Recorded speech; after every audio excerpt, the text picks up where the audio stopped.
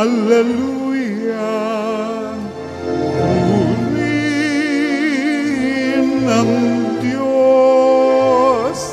Hallelujah!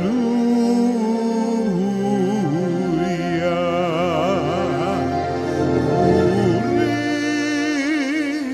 ng Diyos.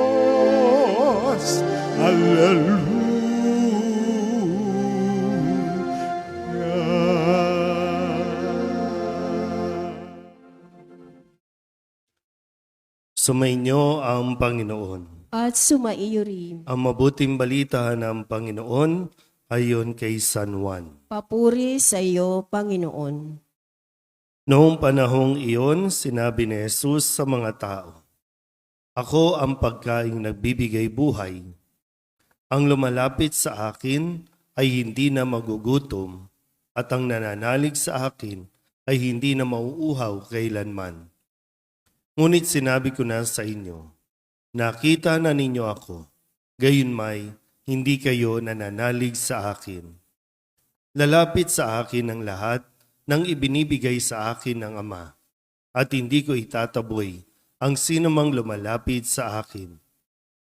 Sapagkat ako'y bumaba mula sa langit, hindi upang gawin ang kalooban ko, kundi ang kalooban ng nagsugo sa akin. At ito ang kanyang kalooban. Huwag kong pabayaang mawala kahit isa sa mga ibinigay niya sa akin, kundi muling buhayin sila sa huling araw. Sapagkat ito ang kalooban ng aking Ama, ang lahat na makakita at manalig sa anak ay magkaroon ng buhay na walang hanggan, at sila'y muli kong bubuhayin sa huling araw." Ang mabuting balita ng Panginoon. Pinupuri ka namin, Panginoong Hesukristo. Isang magandang umaga po sa inyong lahat. Ngayon po ay Miyerkules sa 3 linggo ng Pasko ng Pagkabuhay.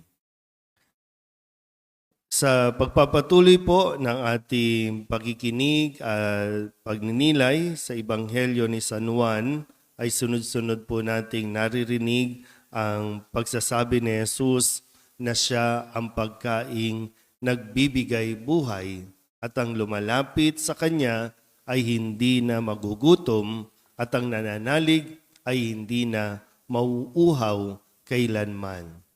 So, sinasabi ni Jesus na sa kanya magkakaroon tayo ng yung sense of satisfaction, yung sense of yung fulfillment na hinahanap ng tao.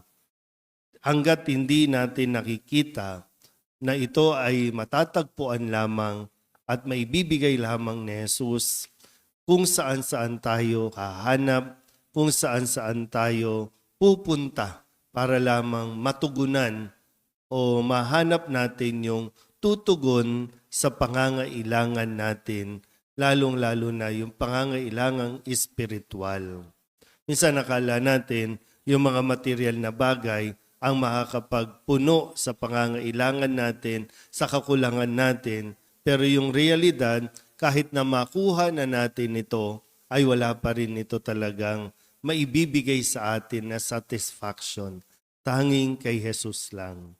Marami sa atin, marami sa mga Katoliko ang lumilipat sa ibang mga relihiyon kasi naghahanap sila. Hinahanap nila yung kasagutan doon sa kanilang mga tanong, hinahanap nila kung nasaan ba talaga, ano yung makakapagbigay ng kabuuan sa kanya.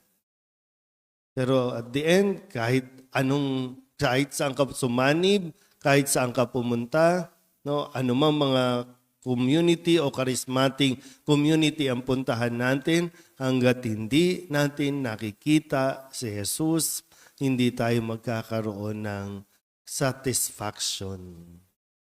Sana po sa ating mga nararito, kahit mga nasa online, para bang bakit nananatili ka? Bakit gustong-gusto mong magsimba? Alam ba natin yung sagot? Kasi baka pag ibinalik sa atin yung tanong ni Jesus nung nakalipas na araw, bakit niyo ba ako hinahanap? Lagi yun, ano? Bakit nyo ba ako hinahanap? Dahil ba nakakain kayo ng tinapay? Bakit nyo ako hinahanap? Dahil ba tanggap ninyo at nakikilala ninyo ako bilang ang Mesiyas? O dahil lamang doon sa tinapay na nakain ninyo? So ngayon sa atin, bakit lagi tayong nag-o-online? Kahit yung mga nasa abroad po, no? Minsan mayroong mga nasa abroad na bawal, no? Bawal ang pagtitipon ng mga Katoliko. Pero nagsisikap sila. Salamat sa cellphone, sa gadget, nakakasimba sila kahit online, kahit patago, no? Mayroon mga nakatalukbong pa ng kumot. Kahit na mayroong mga lugar na pinipersecute, no? Narinig natin sa unang pagbasa, no? Itong mga unang mananampalataya, nagsipuntahan sa iba't ibang lugar kasi pinipersecute na sila, pinapatay na sila. Pero hindi natitinag. So, bakit ba?